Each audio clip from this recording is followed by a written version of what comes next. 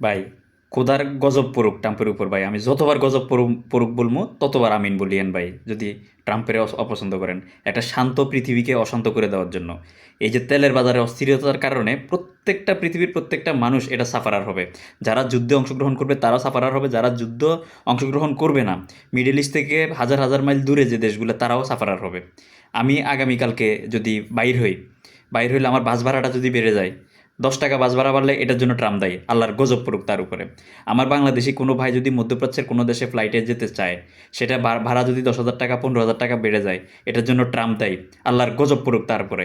ভাই, আমি যতবার আল্লাহর গজব পড়ুক তার উপরে বলবো ততবার আমিন বলিয়েন ভাই। আমিন বললে আল্লাহ হয়তোবা তার উপরে গজব নাজিল করতে পারে। আমার মধ্যপ্রাচ্যে অবস্থিত যে বাংলাদেশি ভাইয়েরা, ওয়ার্কার ভাইয়েরা আছে কাজ করার জন্য, এই যুদ্ধ পরিস্থিতির কারণে কাজে যেতে পারতেছে না, বসে খাচ্ছে। বাড়তি ইনকাম সোর্সও বন্ধ হয়ে গেছে, আবার জমানো টাকা খরচ হচ্ছে। তো এটা এক একটা নর্মাল ওয়ার্কার ভাই যারা আছেন, হয়তোবা মাসে 30,000 40,000 50,000 টাকা ইনকাম করা থেকে ক্ষতিগ্রস্ত হবেন বা কম ইনকাম হবে। তাহলে এটার জন্য ট্রাম্প দায়ী, আল্লাহর গজব পড়ুক তার উপরে। আমাদের আমাদের দেশসহ বিভিন্ন বিভিন্ন দেশের গ্যাসের দাম এবং তেলের দাম বেড়ে গেলে প্রত্যেকটা সেক্টরে এই দ্রব্যমূল্যের ঊর্ধ্বগতি হবে। আপনার 50 টাকার সবজি 100 টাকা হবে, 100 টাকার সবজি 150 টাকা হবে। এই যে বাড়তি টাকাটা, অথবা সব ধরনের পণ্যের উপরে, আমদানিকৃত পণ্য অথবা দেশে উৎপাদিত পণ্য, সব কিছুর দাম বেড়ে যাবে। এগুলা আমার আপনার সাধারণ প্রত্যেকটা জনগণের পকেট থেকে 5 টাকা 10 টাকা যত টাকাই যাক না কেন, এটার জন্য ট্রাম্প দায়ী থাকবে। এটা তার উপরে আল্লাহর গজব পড়ুক। ইরানে নিরীহ শিশুদেরকে, স্কুলের শিশুদেরকে মেরে ফেলছে, এটার জন্য ট্রাম্প দায়ী, আল্লাহর গজব পড়ুক তার উপরে। আমেরিকা মনে করছে যে ভেনেজুয়েলার মতো, মানে অল্পতে এক তুড়িতে সব শেষ করে দিবে। এখন দেখে যে না, এটা তো ভেনেজুয়েলার মতো হয় নাই, এটা তো আফগানিস্তান যুদ্ধের মতো দীর্ঘ সময় যুদ্ধ হয়ে যাবে।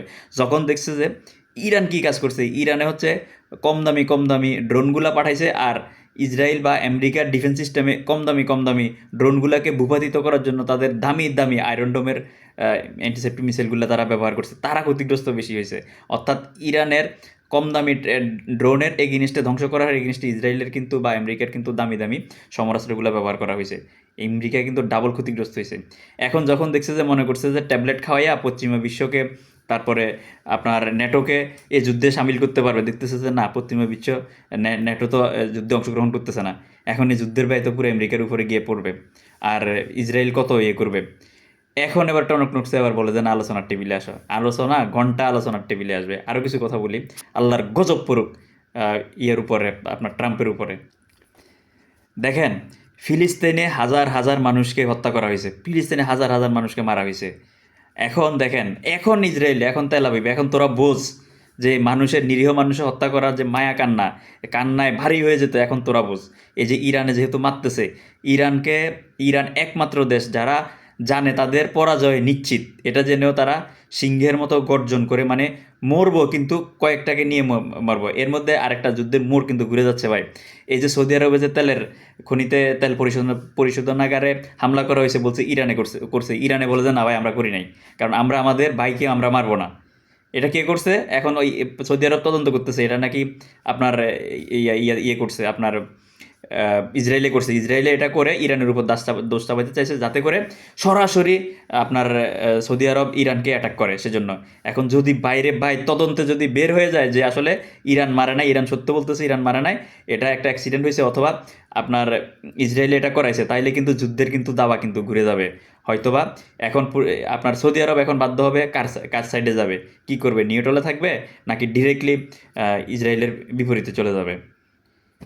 ডোনাল্ড ট্রাম্প ইরানে ছক্কা মারতে গেছে, ছক্কা মারতে যায় এখন তার জীবনের সবচেয়ে বড় ভুল করে বসে রয়েছে। এখন তার নিজের দেশে তার জনপ্রিয়তা তো গেল, সবাই মিলে তারে বলতেছে এটা তার ভুল সিদ্ধান্ত ছিল।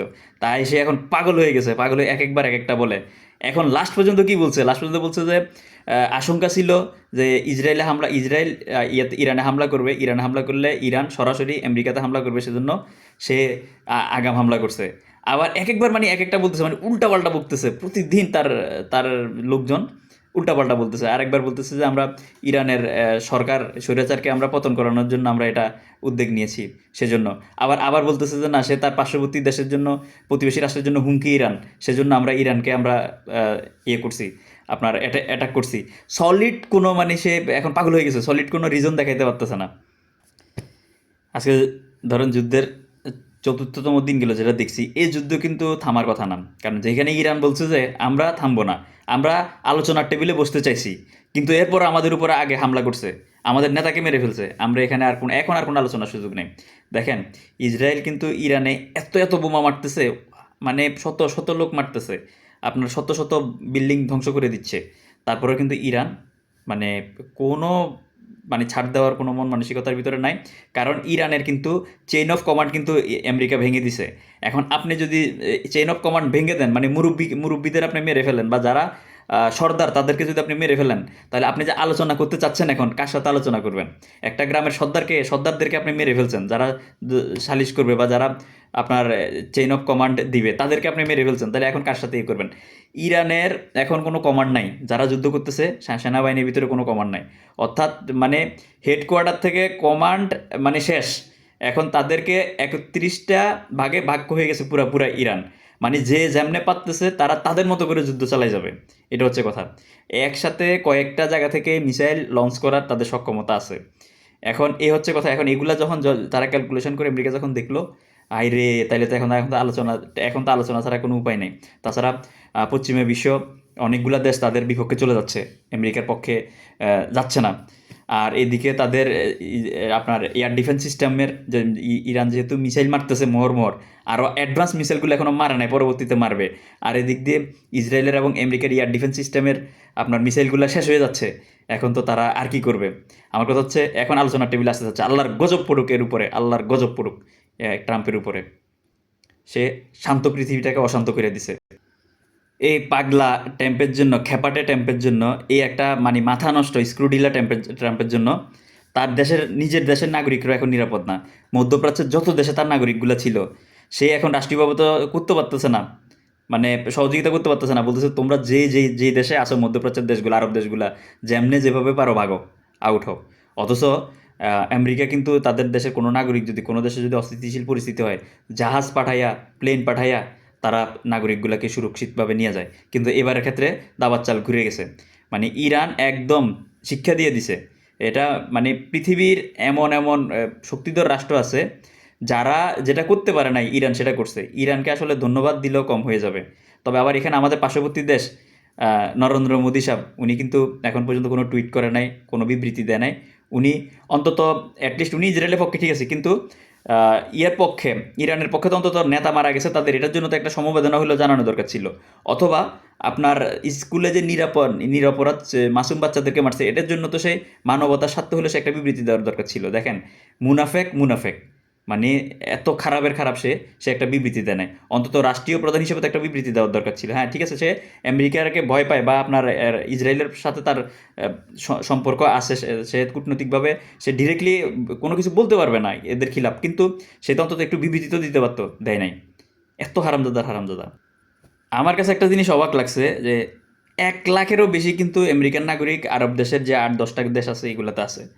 আমেরিকার পক্ষ থেকে, ট্রাম্পের পক্ষ থেকে তাদেরকে হেল্প করতে পারে নাই। তাদেরকে তাদের উপরে ছেড়ে দিছে যে তোমরা তোমাদের মতো করে আরব দেশ থেকে ভাগো। এগুলা কিন্তু ট্রাম্পের উল্টা গিনতি শুরু হয়ে গেছে। মানে এগুলার কারণে রোষানলে পড়বে সে। আর শুধু একটা যুদ্ধ সে লাগাই দিছে একবারে খামোকায়, যুদ্ধটার কোনো দরকারই ছিল না। আল্লাহর গজব পড়ুক তার উপরে। আমিন বলেন, আমিন বলতে ভুলে যাবেন না। আমিন বলেন। ভাই দোয়া করেন, আমরা অশান্ত পৃথিবী চাই না, আমরা শান্ত পৃথিবী চাই। আল্লাহ যেন এই যুদ্ধটাকে তাড়াতাড়ি থামায় দেয়, কারণ এটা যদি না থামায় তাহলে এটার পুরা এফেক্ট বাংলাদেশে সবচেয়ে বেশি হবে।